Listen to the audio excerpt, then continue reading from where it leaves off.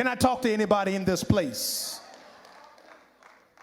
These two texts as well talk to people who made decisions about where they go. We don't have to be who we've been, nor do we have to be who our relatives have been. It's time to stop blaming other people for our own actions. Walk with me if you don't mind. Whatever my mother have done, it doesn't have to be me. Don't blame this person. Don't blame that person. You know, my mother was this. My daddy was that. My sister was that. No, that has nothing to do. I am my own person. You are your own person. You can make your own decisions. You are able to do whatever you decide to do. Philippians tells us 4:13, I can do all things through Christ that strengthens me. My daddy could have been a burglar, a jailer, or a liar, or a thief, but that means that because I'm in Christ, watch this, any man who's in Christ is a new creation. I'm new, and I have the power to be new, to talk new, to think new, to live new, to speak new. I am who I am because I am God's child. Don't you listen to the hype of Satan and the devil to tell you you are the back. That's the way you're supposed to be. No, no, no. I am the top and not the bottom. I am the lender and not the borrower. I am in the front and not the back. I am the one who's up. I'm too handsome to live like that. I'm too smart to be negative. I am too positive to be down. I am on top. Is there anybody here that knows because of who you are in Christ, you don't have to continue that cycle? Break that cycle. Break that chain. Break that curse. Break it, and you break it through obedience in Christ. I don't care what the addictions were. You have the power in God to come out of it right now.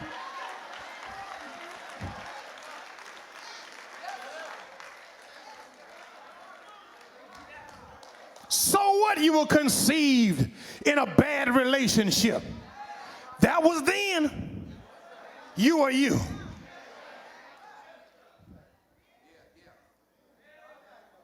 God, I feel like preaching.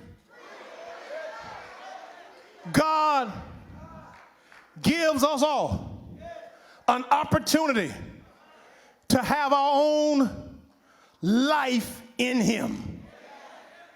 That's what this curse is about. What happened in the first text in Exodus, this was after Moses had come down from the mountain. They were waiting on Moses. They didn't know where he was. He spent too long in the mountain. And somehow they had got Aaron to make a calf, their own god, out of gold. When Moses came down, he heard the noise in the camp. They were playing. They were involved in ungodly things. Moses got mad, threw the 10 Commandments at that golden calf because they were involved in the idol worship that they had seen over in Egypt. Can I tell somebody?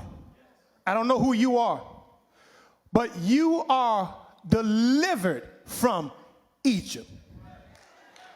Don't go back to living like an Egyptian when God has brought you out of Egypt. Anybody walking with me? Don't go back to thinking like an Egyptian because God has brought you out of Egypt. You see, it was a systematic thing. In fact, they were even at the Red Sea, and one of the Israelites said, let's go back to where we've come from. They all decided, no, we don't want to be out here and get killed by Pharaoh's army. But it was Moses, God's man, who decided, I'm only doing what God says do. I don't know how. I don't know how many experience. I'm not a navigator. I'm not a military sergeant. But I do know this. With God on our side, we will be all right.